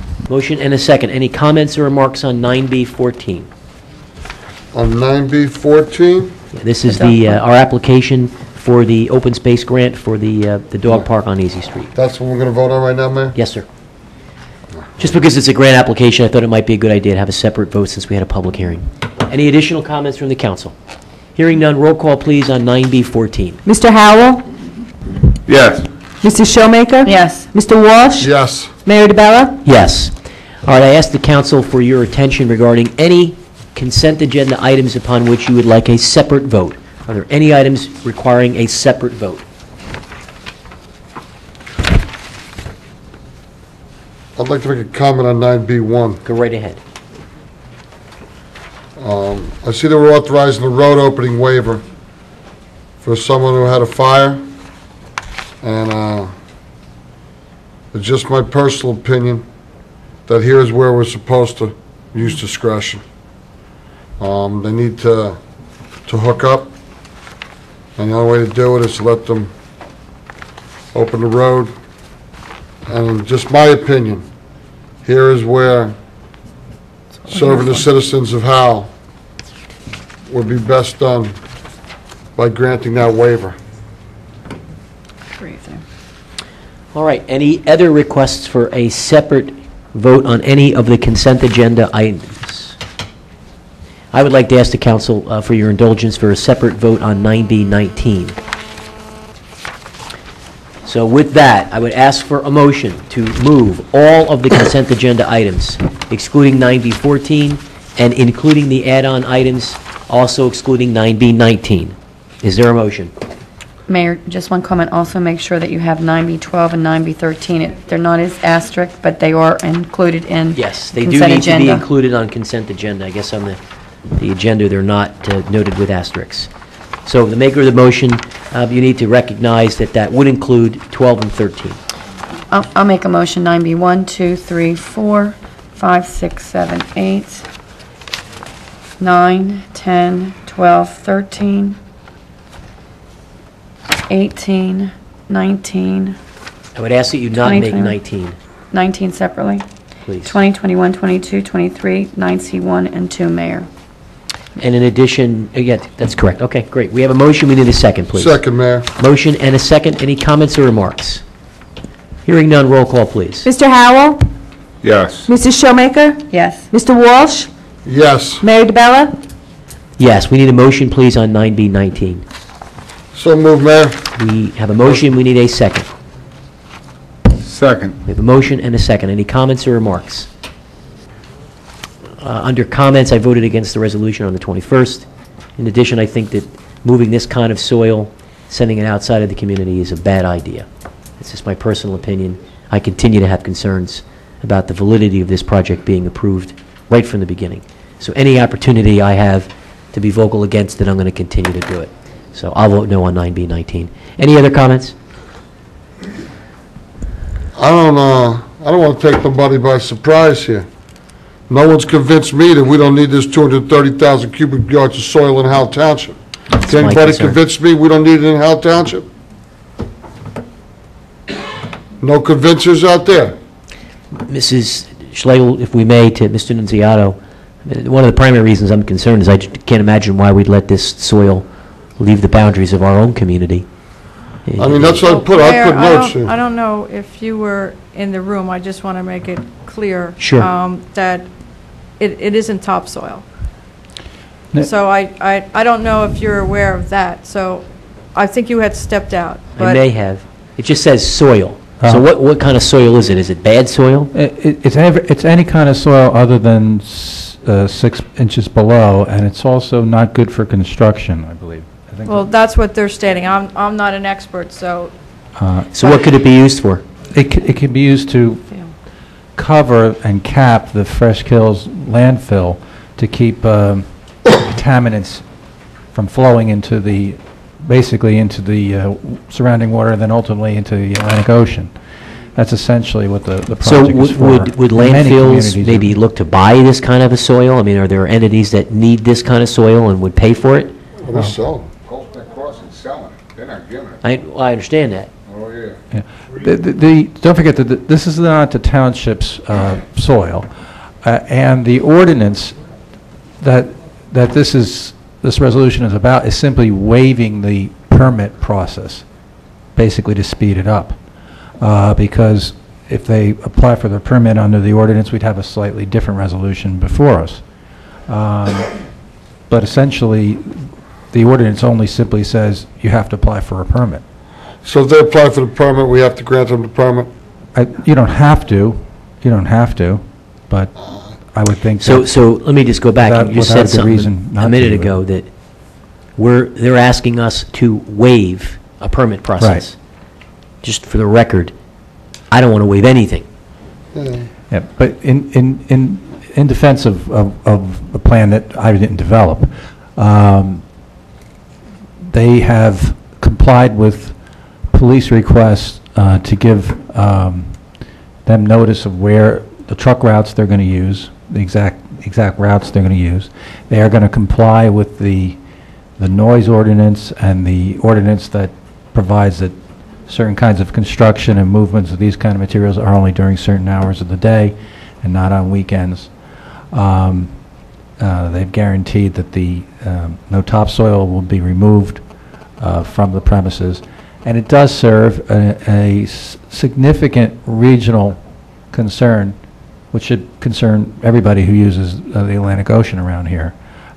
This is a very desperately needed public project where it is, and that is why I agreed, at least with the intent of the ordinance, was simply you can grant a waiver of having no permit because this is a public project with a significant public interest. The ordinance specifically says for these kind of projects you can grant it without a permit. If I could just add to the waiver process, the Harms and Pinnacle, when they were active soil pits or mines, every year they came before us with their plan, their public notice, and we had a public hearing. That would be the process that would have to be followed in lieu of this waiver. So that's really what he's talking about there. They had to fill theirs. All right, so are there any other comments or remarks on this issue? I just want to make one quick comment. The positive thing there's only one positive thing. It's going to ultimately this is going to help the environment. That's the positive thing out of this. I don't agree. I understand all your concerns, but the big picture is this is going to help the environment.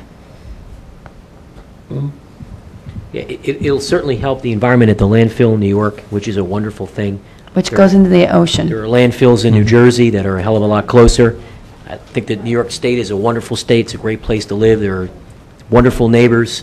But I just still, my sense is that maybe it could be rerouted someplace more locally. It's my own personal opinion. I'm not in favor of giving developers waivers. Joe Jones, who's got to come in front of a board, gets put through every possible ring and red tape known to mankind, and we're going to waive a permit for a for-profit developer that's building 500 houses in the town that we didn't need in the first place, that in my opinion was illegally zoned. So that about sums up my perspective on it. Doesn't mean it's right, but that's just my opinion on it. Are there any other comments? I think I've heard that take from you before, Mayor. I'm like a broken record. How do you take a piece of highway development and zone it for residential? I just still don't get it, but stranger things could happen, I guess. Any other comments? Hearing none, roll call, please. Mr. Howell? Yes. Mrs. Showmaker? Yes. Mr. Walsh? No. Mayor DeBella? No. All right. We have a conundrum. We have to hold this until Mrs. Dalton returns. What was it, tie? You could re-vote it the next time you want. But okay. All right. The items for discussion, Mrs. Schlegel, is there anything with regard to Article 10? I have nothing, Mayor. Okay. Our next meeting is the workshop of Tuesday, October 2nd, executive session at 6:30. Our regular meeting is at 7:30. Our public participation meeting is Tuesday, October 9th in these chambers at 7:30. Our regular meeting is October the 16th, the Tuesday, 6:30 executive, 7:30 regular. Mrs. Schlegel, I do not believe there's any other business. Is that correct? That's correct, Mayor. Entertain a motion. If I could, I won't be able to be at the dedication for Harvey Morel. I will be out of town on business. I'll actually be in Utah for the next 10 days. But I just wanted to pass along my wishes to Mr. Morel and my congratulations to him. So, thanks. Thank you, Mr. Howell. All right, I'll entertain a motion to adjourn. So moved, Mayor. All those in favor? Aye. Meeting adjourned.